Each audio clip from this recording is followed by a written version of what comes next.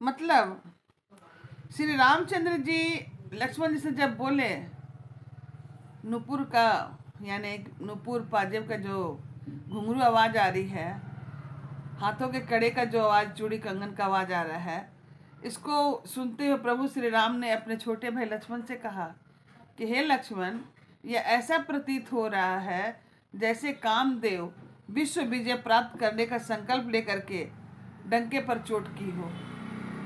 और यह कह करके उन्होंने उस ओर देखा जिधर से श्री सीता जी के मुख रूपी चंद्रमा को निहारने के लिए उनके नेत्र चकोर बन गए थे। चकोर जो होता है एक पंछी है जो चंद्रमा को सोचता है कि मैं पकड़ लूंगा। चंद्रमा को देखकर बहुत खुश होता है, बहुत ऊंची उड़ान भी भरता है और वो बहुत खुश होता है। उसी तरह से रामचंद्र जी भी सीता रूपी मुख को चंद्रमा को निहारने के लिए उनके नेत्र चकोर बन गए, सुंदर नेत्र स्थिर हो गए, मानो निमिष यानी कि जानकी के पूर्वज ने, जिनका सबकी पलकों में निवास माना जाता है। लड़की दामाद के मिलन प्रसंग देखना उचित नहीं है, इस भाव से सोचा करके पलके छोड़ दी। पलकों में रहना छोड़, जैसे पलकों का गिरना रुक गया और उनके मन में रामचंद्र जी हृदय में बस गए।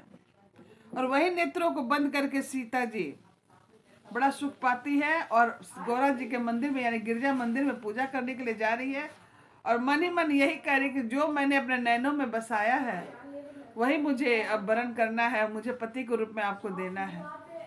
यह संकल्प करके सीता जी भी चलती है। देखी सिय शोभा सुख पावा, हृदय सराहत बचनु नयावा।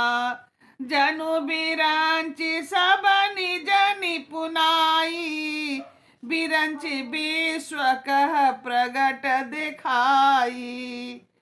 सीता जी का शोभा देखकर श्री राम ने बड़ा सुख पाया और हृदय की सराहना करते, किंतु मुख से नहीं कुछ निकला। वह शोभा ही ऐसे अनुपम थी मानो ब्रह्मा ने अपनी सारी निपुणता मूर्तिमान कर संसार को प्रकट करके दिखा दिया हो। तात जनक तनयाय सोई, धनुष यज्ञ जेहि कारण होई। पूजन गौरी सखी ले जाई, करत प्रकाश फुरई फुलवारी। जासु बिलो की अलोकी शोभा, सहज पुनित मोर मनु क्षोभा। सो सब कारण जान विधाता, पर कहि शुभ दयंग सुनु भ्राता। जिनके ललहि नारी पूरन पीठी, ते नर बर थोरे जग माही। चितवती चिक चकित चहु दिशि सीता, गह गए नृप किशोर मनु चिंता। जहाँ बिलोक मृग सावक नैनी, जनु तह बारिश कमल सित श्रेणी। लटाओट तब सखिन लखाए, श्यामल गौर किशोर सुहाए। देखी रूप लोचन ललचाने, हरस जनु निज निधि पहचान। थके नयन रघुपति छवि देखे, पुलक ही परिहरिणी में से। अधिक स्नेह देह में भोरी, शरद सहस ही जनु चितव चकोरी। इस प्रकार श्री रामचंद्र भी चतुर शिरोमणि जानकी जी को पलकों में किवाड़ लगा लिया, अर्थात नेत्र को बंद कर लिए और वो भी हृदय में उनको धारण ध्यान करने लगी। अब सखियों ने सीता को प्रेम बस जाना, तब वे मन में सोचा कर वहां से कुछ कह नहीं सकती थी। शर्म के मारे सीता जी ने कुछ कहते नहीं बना। यह मतलब रघुवंश कर सहज सुभाऊ मनु कुपथ पगुधर न गिजकाऊ।